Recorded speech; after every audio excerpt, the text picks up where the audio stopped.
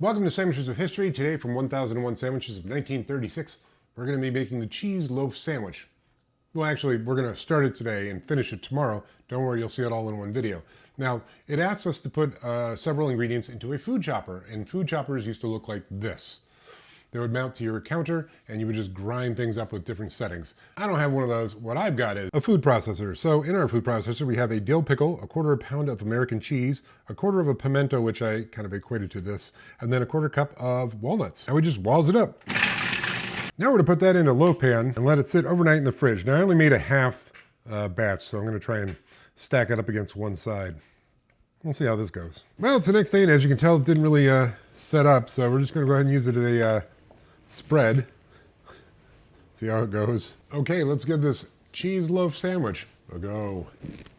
Flavor-wise, it's fine. Little pimentos, little American cheese, little pickles.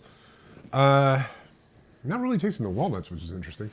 My first thought is to give it the grilled cheese treatment, but the problem is it's already so gooey that I worry that if we heat it up, it's just gonna go all over the place. I do want to plus it up.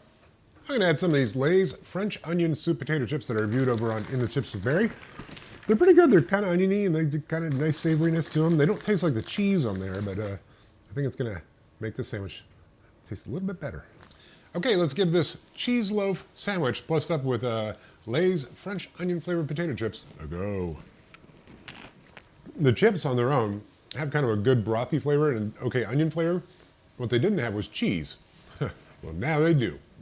All right, so the original cheese loaf sandwich, I'm not exactly sure why it didn't firm up in the fridge, but I actually don't really care. Flavor-wise, it was pretty good. Pickles and cheese and pimentos. The walnuts just sort of disappeared. As a cheese kind of spread, it was fine. It was like a 5.5, 6. Plussed up with the Lay's French onion soup potato chips. I'm gonna give that a solid 7. That was tasty. Definitely gonna finish it. Probably will not make it again. Oh well. All right. See you tomorrow.